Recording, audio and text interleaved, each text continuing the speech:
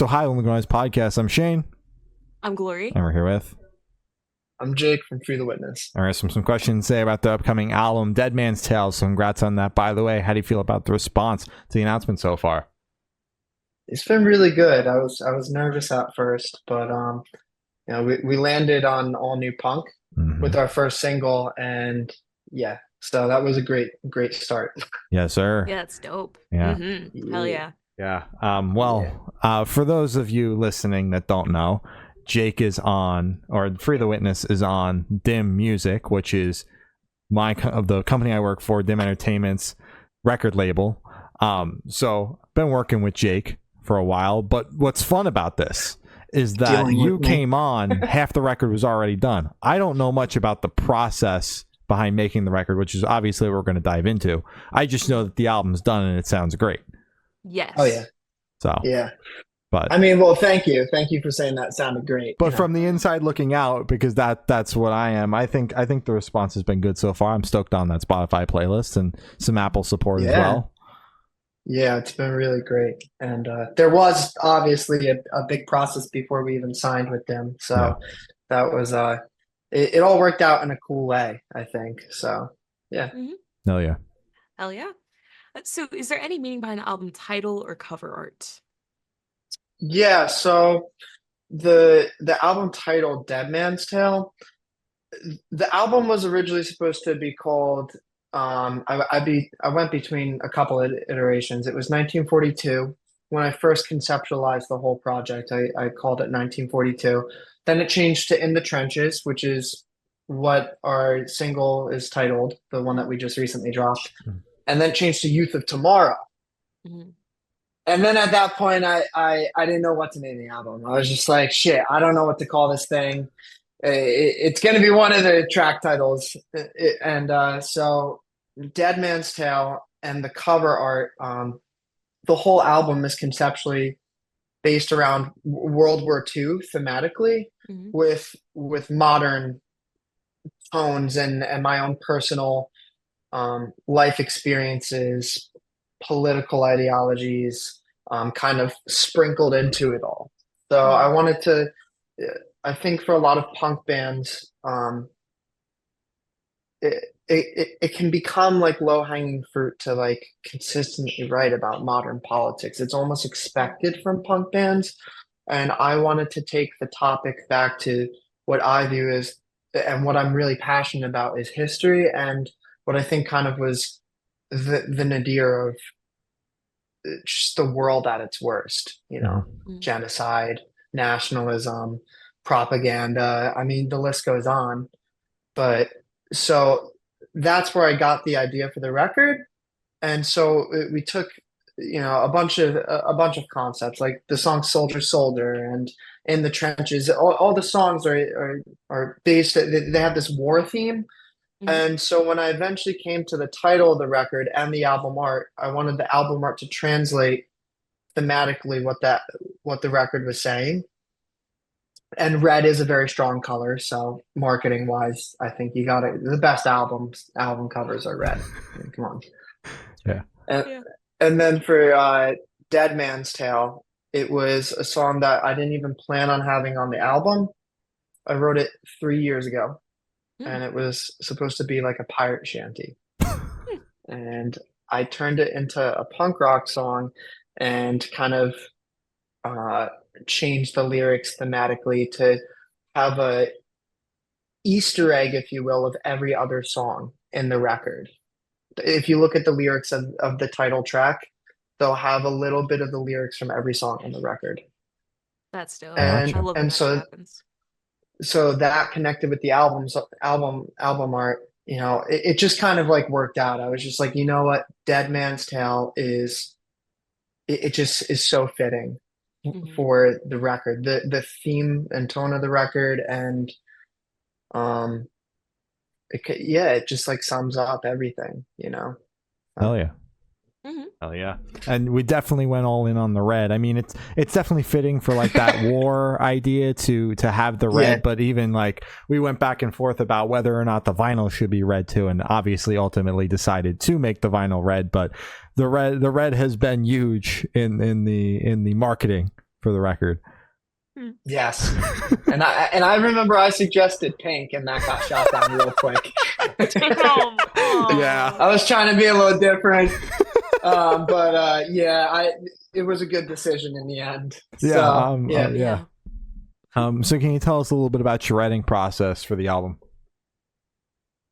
a lot of it starts on piano for me, which is almost ironic for a punk band, but it's my most comfortable instrument, and I can slow things down and really take time to pick out the right melody or melodic line that I want to run with. You know, Mhm. a lot of music can become instrumental, Mhm. which isn't a bad thing, but I feel like a lot of the times in like today's current musical atmosphere, you know, there's I feel like there's a difference between like what would you call it? Like a song as opposed to like I don't know, like I Pete said this to me when we recorded with him.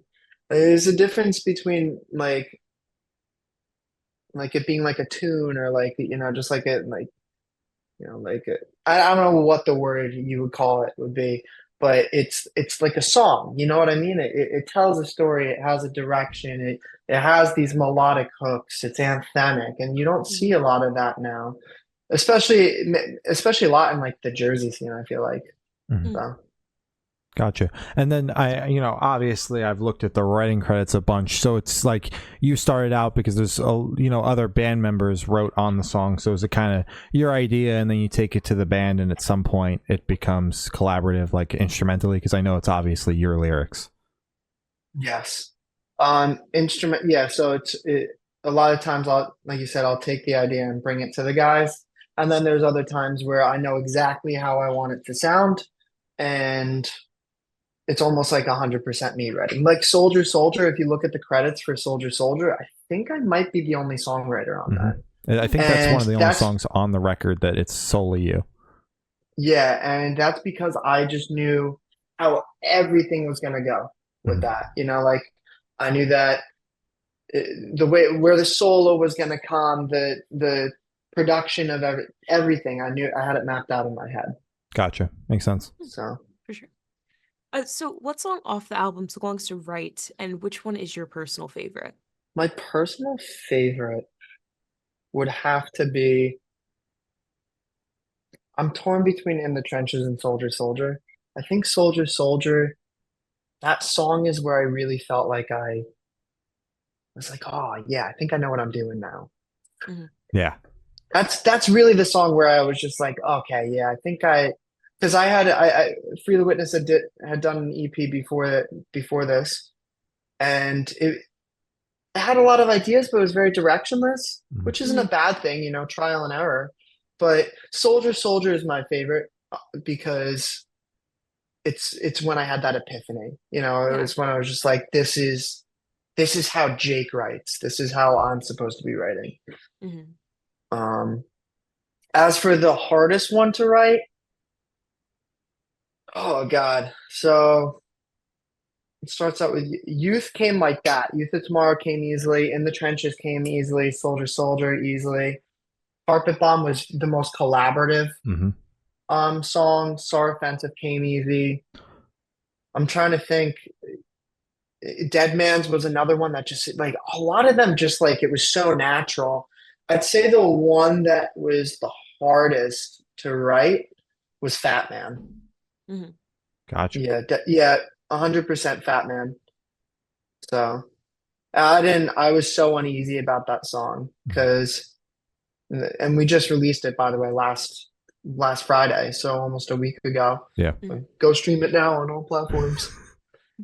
But I was almost hesitant on continuing with the writing process of that. Yeah, that one was a bitch to write because the riff is so simple in the beginning, and so I was so torn between like, this has been done by somebody before. Like this sounds like too derivative to, but I think it has its own flavor. So it grew on me, but it was the hardest to write. Gotcha. Gotcha. Carpet Bomb has Pete credited as a writer, correct? Yes. Was that written like in the studio? Because that's everybody plus Pete credited as writers. Yeah, so Carpet Bomb was an idea that originally it was a collaborative effort by everybody in the studio. Me, Brandon, Kyle, Jeff, and Pete. Mhm. Originally the song. So like you said earlier, when we signed with Dim, we only had done 6 songs and I planned on it being an EP. But I had all these other things that I'd written in the past, and we needed to obviously put forth a record. Mhm.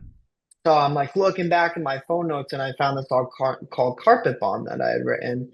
And thematically, the title fit in with the war theme, Carpet Bomb. And so I found this title that was originally written for my now girlfriend. And once again, it was one of those ones where I changed the lyrics around. I brought it to the guys in the studio, and yeah, we all just drilled into that for like 2 days. And it was one of the most organic processes we've ever had. Gotcha. Nice. Now, while you were going through like the track list trying to figure out which one took the longest to write, you mentioned a lot that were like, nah, those just like flew, those came right out of the brain, right off the dome, right off the tongue. Are you someone that like, if it's not coming out, you just kind of shelve the song and move on to the next idea, or are you trying to crack the idea out of a song? Yeah, I think it depends on how much my intuition is saying like this is really special. You know what I mean? Like when I was younger, I went through these periods where I would get so depressed because I wasn't having an artistic spree or period of time. I was having like what you would call like a plateau with writing. I used to be so hard on myself about it. And and everybody's different. Every artist is different. Like some artists they write a new song every day. For me it doesn't work like that. I have these plateaus, and they used to really hit me a lot harder. Now I come to accept them. I'm like, you can't force something. If you're not in a creative mindset, forcing something is it's just not gonna bring forward a good product. Gotcha. Makes sense. So how did the track list for the album come about? Did you guys write the opener be the opener, closer be a closer, shuffle around and see what fits? What was that process like? That process was funny. So I had an idea. I was back and forth between In the Trenches and Youth of Tomorrow being the opener, because both of them are like really explosive tracks. No pun intended, but pun intended. And the closer, I knew 100% what I wanted the closer to be. I was dead set. It was going to be Carpet Bomb. I wanted it to be like a concept record, without it being a concept record. I wasn't seeking out like, oh, I'm going to write another American Idiot. I was going, I'm going to have this timeline of like these events that happened during World War II. And it's gonna follow that timeline, and maybe a couple things might be out of order, but it's gonna like Youth of Tomorrow. It's loosely talking about Hitler, like the Hitler Youth during that time period. And when I was watching Cabaret, there's a scene in it, and it was very it rubbed me the wrong way. So I wanted to go from like the indoctrination of like youth all the way down to like the end of the war, which was around Fat Man Little Boy when they dropped the atomic bomb. And so Carpet Bomb obviously sums everything up as our closer. Yeah. So yeah, that's kind of how I figured out the order. But Pete, I sent him my original order because I originally went with In the Trenches as the first one. And this Pete Steinkoff, we keep saying Pete a lot, Pete Steinkoff of the Bouncing Souls. And he looked at my track list order and he's just like, nah, man, nah, that should go there. And that should go there, and that should go there, and that should go there. Yeah. And so I had to sacrifice this like conceptual timeline in my head because when I played it out in that order, and Shane, you've heard the whole record at this point. When I played it out in the order that Pete gave me, Mhm. it just made so much sense. I remember when I believe you had already turned the record in at that point, and you had the track list, and then you sent it to Pete, and you texted in the group with everybody, and you're like, "Well, what the fuck do I say?" And we're like, "Well, if there's one person's opinion that you should have on the allow in on the track list, it should be the other guy that was just as close to the record as you." Yeah. Yeah, because Matt and I are like, so we don't give a fuck. Whatever you want to do. Yeah. So, but it ended up being a really good decision. And I hope you agree with that opinion. But when I listen to the record when I work out. I work out for around like 30 minutes. It's around the perfect timeline. And I listen to it and I'm like, I really enjoy this record, and I really enjoy the way the tracks flow. Mm-hmm. Yeah. So. Yeah. I haven't listened to it any other way because we didn't have it like on a SoundCloud somewhere when that initial track list was floating around. It was basically like you guys decided that was track list and then full steam ahead on everything else. Mm-hmm. So I haven't even heard it the way you initially intended. I don't have and you know what? You probably don't want to hear it that way. You were so focused on chronological, it doesn't flow well. Yeah. Well, like thematic. I mean, thematically, it still kind of follows that that time frame that I was looking for, but I kind of got over my own ego about this like whole conceptualized thing and thought, okay, the concept's there, right? But when somebody's listening to that vinyl record or like listening to the track from front to back on Spotify, the flow of the music is more important. I agree. Yeah. Yeah, for sure. So would you be able to tell us where your headspace is at while you're creating this record? All over the place. Yeah. Yeah. Yeah, it was I was this sounds a little corny and I'm an emo guy. Not like my Ken emo, but like I'm an emotional guy. Yeah. I'm sure Shane's aware of that by now too. But I was listening to the record the other day and I just started crying. And I've never cried with like music that I've written before, but like I poured everything into this record. Like and it was over a span of like 2.5 to 3 years. Yeah. And I work a really high stress job, and at the time I was compensating a lot by drinking a lot, because this job was taking a toll on me. It was peak COVID, and so I would joke about I work in healthcare in an emergency department, and I would joke to my friend at the time that I was going in the trenches before every shift. Like if we were going to hang out and we were done hanging out, I'd be like, all right, man, it's time for me to go into the trenches. Because I work in an emergency department. And so this was peak COVID and it was really, really hard. And so I started writing this song in the trenches loosely about like, what I was experiencing at that time, the fact that I had been drinking a lot during that time period. And that's like, and I have no shame in saying it. I had gone to, several meetings at that time to try and like get myself back on the horse and, have smarter decision making. Yeah. And so I actually wrote In the Trenches based off of that stuff. And I wrote it with somebody who I had met at those meetings.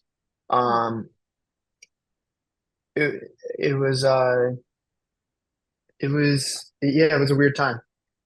It was a weird time, and so it just blossomed into this whole record where it was soldier. Like thematically, I kept it all about World War II. And forgive me for getting all caught up in this. My brain was quite everywhere with this record. It was so many different phases of my life. Working during the pandemic in a terrible area, to dealing with substance abuse to, soldier, soldier. Thematically, it's written from the perspective of the soldier who's away from his lover during World War II. But internally, I wrote that song about um, my past relationship where Mm. I was not good. And I'll like leave it at that. But I was not, and we weren't right for each other. And I'm not going to go into details, but I wasn't Yeah. good on my end. Mhm. And so these songs, like they go, they have this internalized meaning put into them throughout these different phases of my life. And I get to Carpet Bomb, and Carpet Bomb, like I said, segue back into the fact that I told you it was a song I wrote about my girlfriend, Mhm. now girlfriend. And Carpet Bomb was the song that I wrote for her, and it was the song I wrote for her before we even started dating. I really, really liked her, and we hadn't gotten together. And when I started dating her, like it took like it's just like, oh, it sounds cheesy, but like it really put my life back on track. Hmm. I buckled down and I was like, I'm gonna get my nursing license. I was more conscientious of like my decisions, how I was treating others, Mhm. not being stupid, not going out partying a lot.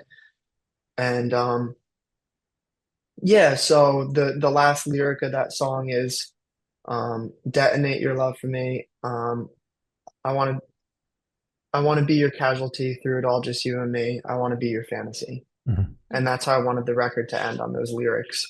And so the whole record is like a an internalized transformation of I was just so lost dealing with that stuff during COVID.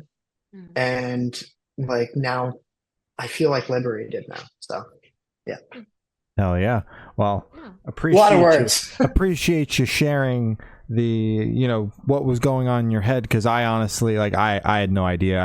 I knew it was a war record, and I figured like you just were like, I just transported myself and I like history, and I I love wrote about that. history. I Yeah. didn't realize the extent of what was going on. Obviously knew you were in healthcare and working during the pandemic, but did not know the extent. So I appreciate you sharing that on here. Mhm. Yeah. Oh, thanks. The original lyrics for In the Trenches was, I can't do anything now. I pulled the pin, no second chance. I'm in the trenches now. This is letting go. There's a bottle in the corner, and I slowly lose control. Mhm. I eventually changed lyrics around, but it used to be very direct. Yeah. lyrics. Very. Yeah. Yeah. Yeah. Um, yeah. So, Yeah. how do you recommend your fans to listen to this album for the first time? Should you do it in the car with friends and talk with headphones on? Is workout album, party album? What do you personally recommend? Vinyl. We just put up a pre-order for vinyl, so you got to do the vinyl. You got to listen to it on the vinyl. It's the only way, and it's red. Yeah. So There you go. Damn right. Where can you get the pre-orders vinyl? up now. .com/merch. Oh, so this one should Yeah. be super, super quick. Off the top of your head, I want you to describe this album for new listeners in 3 words. No more, no less. Angry, Mhm. sad. I'm not picking very like I'm picking first grade words. Angry, sad, but liberated. Hmm. Like liberation. Angry, sad, liberation. Nice. Mhm. That's good. Solid. So in that same train of thought, is there a certain feeling or emotion you want listeners to have while going through the album? I want them to feel like this is a kind of punk rock band. Like it's very clearly still punk rock, but my so I've been told my voice isn't the most punk rock voice. It's got this like hint of metal, and Hmm. that's due to my vocal past, if you will. But if anything, I'd want them to feel like, oh, this is a punk rock band, but like this sounds kind of weird. Mhm. Yeah. And I want them to think exactly like that. This is punk rock band. I like punk rock. Punk rock's awesome. That's a little weird. I want them to think that it's weird because in my eyes, weird's fucking cool. There you go. Hell Hell yeah. yeah. All right. So, are you able to touch on any particularly challenging or standout moments during the creation of this album, positive or negative? When I wrote Soldier Soldier, and I have all the old files too on my phone. I'm like humming into my phone, and it sounds like a moron mumbling a melody. But I had like this idea laid out, right? Yeah. Um, I just knew it was something special. Mhm. And to me, that song, I think that song will always be super special to me. But I knew that, like, and this probably goes for a lot of songwriters. Like, you get that one song that you're just like, like, there's something special about this. I gotta keep writing it. There's something to this song. And then I guess maybe a challenging thing was transitioning it from an EP to a record. Hmm. I was really nervous about that because I'd picked the 6 songs because I had wanted to do a record in the first place, but financially I couldn't support it at the time. And um yeah, we just didn't have like the resources to do a full record. And so I had all these songs and concepts and things that I wanted to do with a full record, and I just couldn't do it. So I had to like squeeze it down into like a 6 song EP. Mhm. And like the whole time, like before we signed with them, something was like pulling at my heartstrings. Like I was just like, this isn't meant to be an EP. Like this needs to be a record. Mhm. And so I pitched, I was just like, I pitched it out to like a lot of people, Mhm. which is how we ended up with Den, you know, in the end. But, like there was something telling me like the whole time, this can't just stay like a 6 song EP. I have more ideas. This needs to be a whole thing. Yeah. And so that was like a constant battle I was dealing with. For this question, I want you to picture you're on tour. You had a gas station for a rest stop. What is your snack of choice? Did I smoke weed or drink alcohol? If you want. It's up to As long as you. you're not Yeah. driving. Well, there's two Yeah. different answers. There's two different answers. Okay. Okay. If give I us both. smoked weed, it would be nacho cheese Doritos all day, every day. Like there's no Solid. question. If I had some booze in me, I'd turn around, I'd find the nearest Buffalo Wild Wings, and I get some garlic parmesan Dope. boneless chicken wings. Yeah. I have 2 separate categories. There's Yeah. a high food and there's a drunk food. Mhm. But I gotta say the winner is definitely the garlic parmesan boneless chicken For wings. sure. Yeah. Oh, boneless. Oh. Glorified Boneless. chicken lost. nuggets. You lost. Who cares, bro? They're elite. You're just buying a fucking nugget, man. Like, get the fucking bone, Yeah. Like, you're already there. But then you wake up the next day and you realize, when you go to the bathroom that it wasn't that elite. It was in fact very not. Yeah. So, Damn. All right. Yeah. And on the so, topic of food, if the band was a true dish, story. what dish would the band be and why? I got to think about all my members. Yeah. So, all right. So you have Brandon, who's the energetic young guitarist. So we're gonna go with Lemon, right? Okay. Because Lemon's a little zesty, Okay. has a little flavor to it. It's got character. It's bright. It's yellow. Kyle is like lo mein, like veggie lo Okay. mein. Okay. There's like everything. There's a little bit of everything, and then there's crazy noodles. Yeah. I'm thinking of Sarah. So, and then Jeff is like. We're just gonna go with lo mein. We're gonna go with veggie lo mein. I With think a lemon that's on what the I'm going side?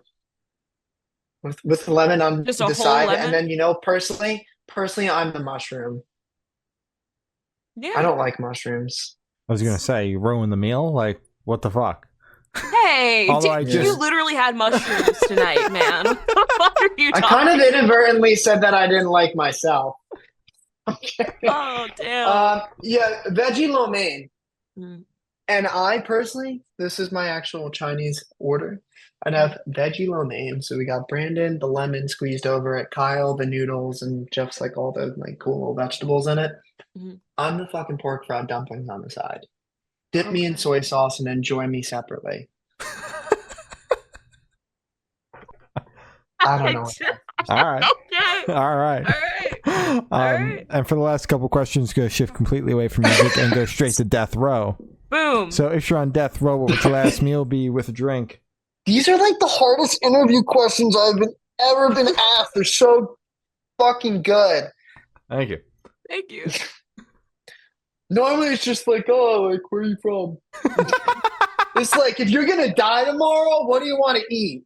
Yeah, man. Yeah. We ask the hard-hitting life questions. We Oh, only yeah. get bands on the podcast not to talk about music, but to ask them what their favorite food is. We don't give it. Exactly. The music's Before secondary. they're gonna die. Yeah. God, you know what? My whole life I've been in search of the perfect burger. So before I die, or if I was on death row, which, you know, I'm a pretty good person, so hopefully by the end of my life, which would be death row, I haven't done anything to justify it. I would like somebody in this world to be like, hey man, I found the perfect burger. Here it is. Mhm. Also enjoy this like alcoholic beverage that's like 1000% alcohol and ethanol, maybe just like moonshine, so I could just die before they actually like I could just like die a boozy death instead of like we're gonna push potassium into your veins. Yeah. Which medically, potassium is not fun. It gives a burning sensation. So Oh. Today I learned. Yeah. Damn. All right. that's what they used to. Well, that's what they used to euthanize people. Potassium. They push it. Yeah. It's an Damn. electrolyte, and it stops the conduction of the heart. Fun fact. Awesome. Fun facts with Jake. This guy's fucking geeking out. He's getting into. He fucking Uno reversed us. He's like now actually telling us the process of death row. Exactly. Damn. I didn't need to know all that. Yeah. Just a glorified way to ask your favorite food, bro. Exactly. It's supposed to be lighthearted. Like, settle down. You don't need to give us the pathophysiology of how they're gonna kill you. Damn. Oh my god. Yeah. Yeah. I could have just said a good burger. Could have. Yeah. And if you could live in one fictional world for a week, where would you live? Oh, that's such an easy question. I'd live in the Shire. The Shire? Damn right. The Shire. Chilling. I really would. Mm. Yeah. I mean, I want to be, if I could have like a perfect life, it would be to be a hobbit in the Shire. Yeah. Nice. You know? Like 6 I meals already a have big day. feet, so I'm halfway there. All right. But All right. like no, seriously, have you guys seen Lord of the Rings? Thought you were Of gonna say, course, "Yo, like, have you seriously fucking seen my 50 feet?" times. But Oh yeah. No. Although I'm sure that there's people out there that probably want to see my feet, but that's not something that I'm. Yes. I mean, no, I mean, I've been hit up before, so you know, but that's beside the point. The Shire, if you've seen Lord of the Rings, it's beautiful, grassy, green, Mhm. chill, naturey. Yeah. Yeah, Yeah. I'd be there for a week. all right. Right. And I've thought of asking the last question. Every single person that we've spoken to has said that is the most important question. What is your favorite color? Black. So if you had to pick a real color, Right. that's not a shade. How many times do you get people? You guys got to have a tally for this. How many times have you had an artist go black? Oh my god, like over 100 times. Like Just like internalize all their feelings in one color. You gotta have it. You gotta start tallying that up. it's far too late. We're like 3,000 deep. It's like it's a little... You get a lot of blacks though, right? Of course we do. We 100%, yeah. interview the alternative and metal community, where Yeah. 90% of the bands and artists wear black most of the Mhm. time. Yeah, we get a lot of favorite colors being black. The only one that I've considered to be fully valid was Matty Mullen saying his favorite color was black because his hair is red and he looks funny in any color besides the color black. And I took that and I was like, you know what? That's fair. I can't be mad. That's at that. That's actually like a really good defense. You wouldn't expect that kind of defense, but it makes sense. I No, it told him I caught me never off thought of it guard. that way. Yeah, I had a whole spiel coming up to be like, well, black isn't a color, and he like completely he caught me off guard. Yeah, destroyed that point. Yeah. Gobsmacked. Yeah. Yeah, black. The funny thing about black is the worst, the best insult that I ever got.